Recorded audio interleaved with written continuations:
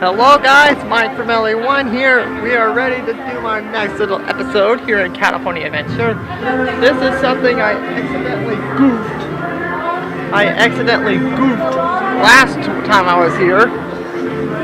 As tonight we'll be going to the Animation Academy to draw a certain popular Disney character that has been getting a lot of, based on a movie that was released last year, and has been getting momentum ever since.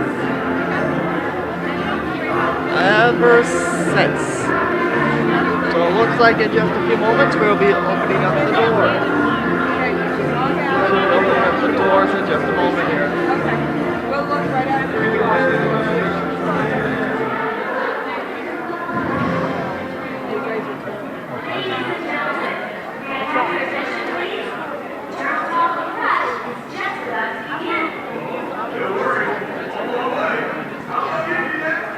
Let me see Tarzan.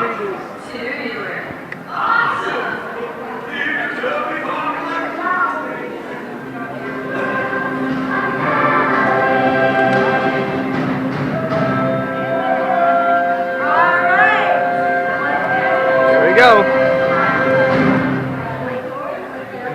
It's silent.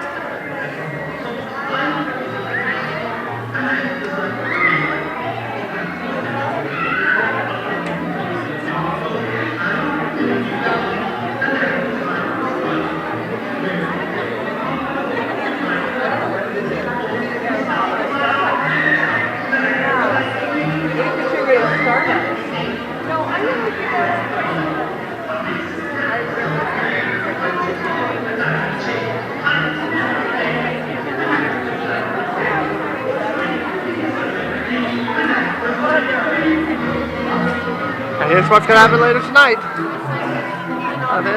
Happy birthday.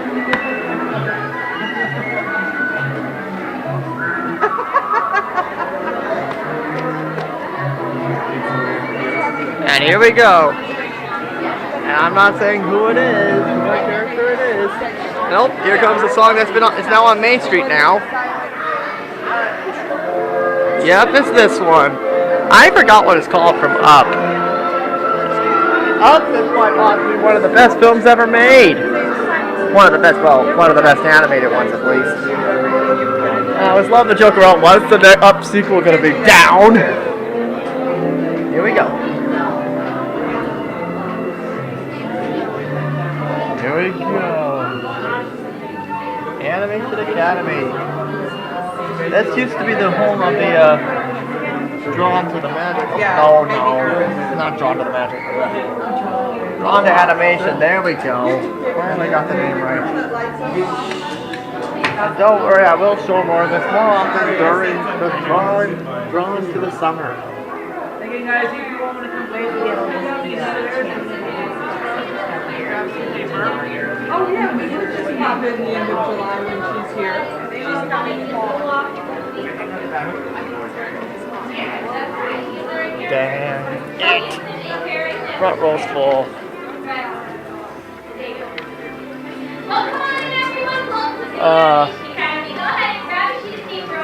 Oh boy.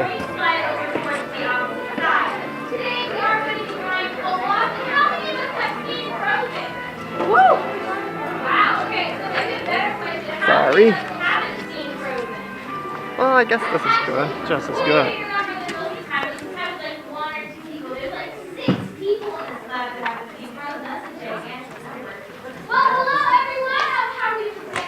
Yay! Are we having fun out there in the park?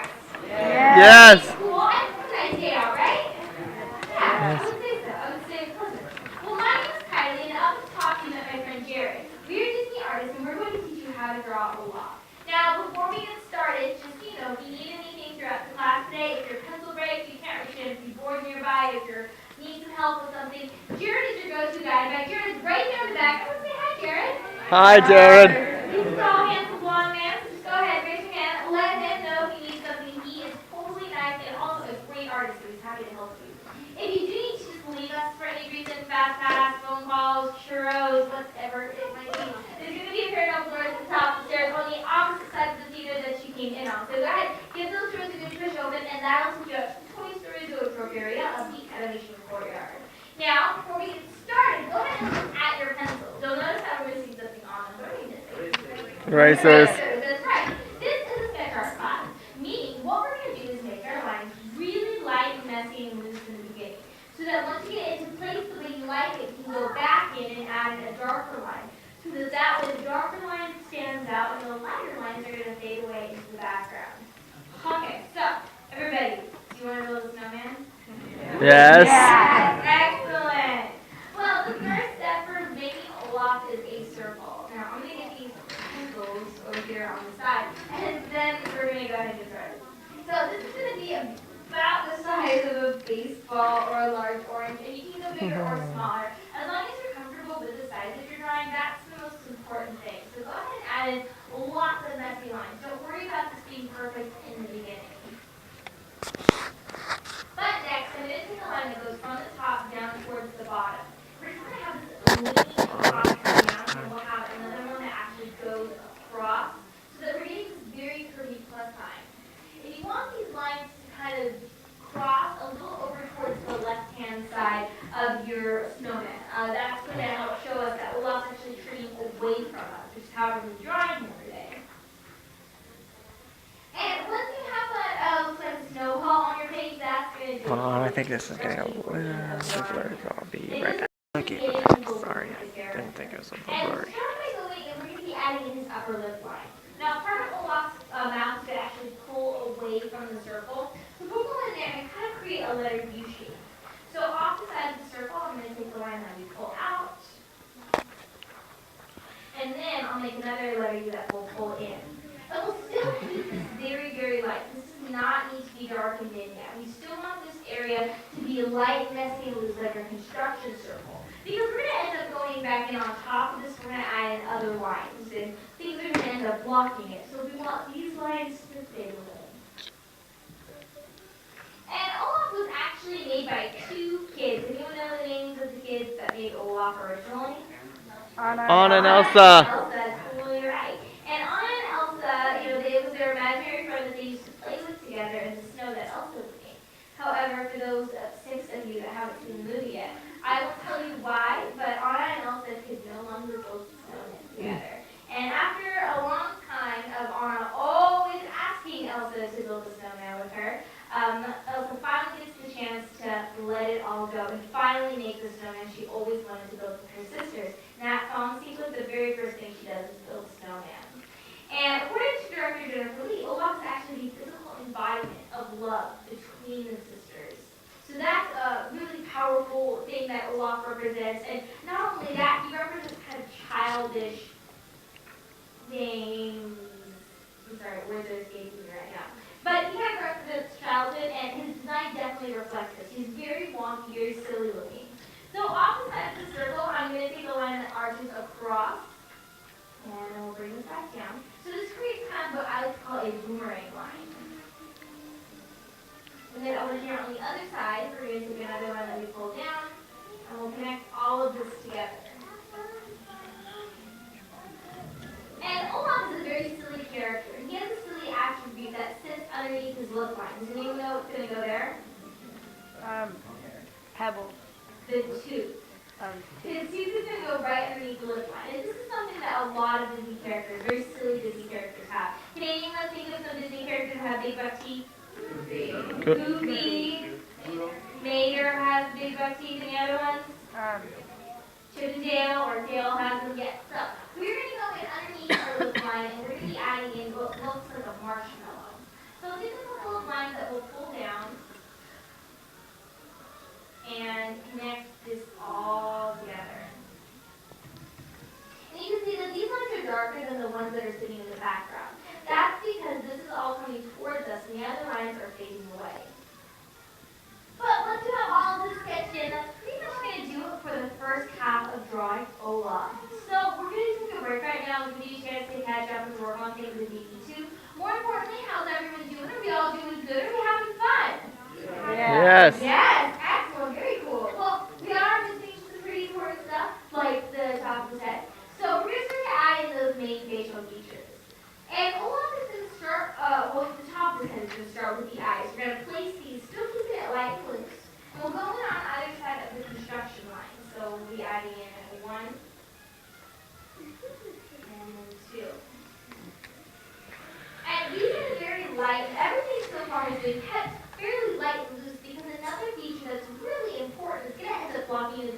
proportion of his face. And this is the thing that Anna gets to him in the movie. Anyone know what?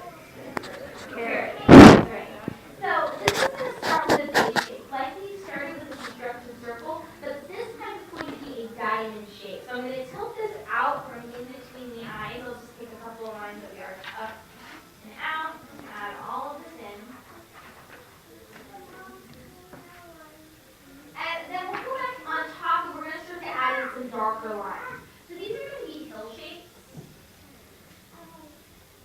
And I'll just add those in.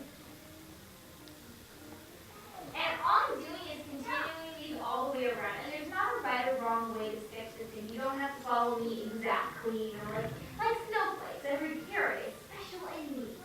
So, keep that in mind. We'll go ahead and add a texture to this by adding in lines. These are going to give us that very rigid texture that goes all the way around the carrot. You can add as many or as few of those as you like to. But now we're going to jump back to the eyes because those are really fading away. We want those to stand out. So I'm going to move back and I'll darken the parts that you would see. So anything that would be sitting behind the carrot, I'm not going to darken it. Again, we're going to write out the whole thing. It's kind of weird right now. It looks like he just got off on a mansion or Tower of Terror or something. Or he just got a little spooked. We'll fix this by adding in the pupils. Now, these are a totally fun, creative area for you to play around with. They can be hearts, stars, flowers, suns, anything that has to do with summer you can totally like. So, like suntan lotion or drinks with little umbrellas in them, whatever you like to.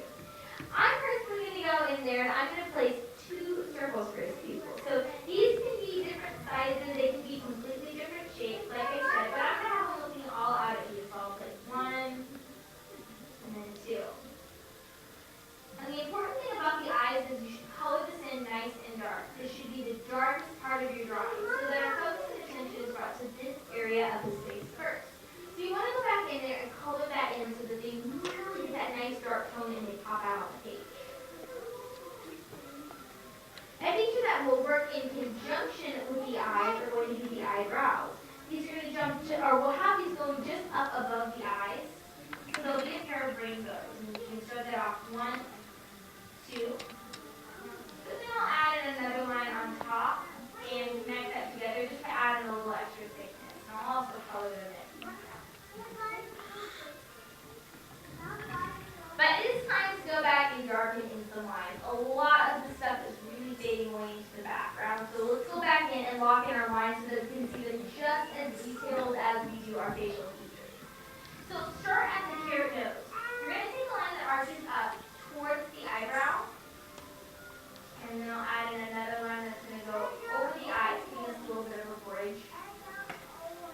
And now all we need to do is we're going to go up here, we're going to take a little hill that will pull over to the side of our boomerang line, and we're just going to start to darken in what we already have sketched in on the page. If you do need to make an adjustment or correction, totally do it with this darker line. You're going to really see this on the page. And when you get back here to the smile, we're going to exaggerate it just a bit further. I'll darken it in, just like normal. But I'm also going to go and add in a smile line. So that's going to act like the creases that you or I would get on the outer parts of our smile. If we're smiling, you can super big. And I'll also go in closer to the eye. For extra added effect, I'll add in a little touch to his eye over there on the right. But we are still missing something on the top of the head. What's the last that we need to add? The hair, that's right. His hair can be lots of different hairstyles. I've seen afros and ponytails. I've even seen Anna and Elsa's hairdos before. So if you would like to go in there and play around with that, you are totally welcome to. But personally, I'm just going to keep it the way it looks like in the movie. I'm just going to be adding the 3 twigs up there. So these are just, starting off, so it'll be 3 lines. 1, 2, and 3.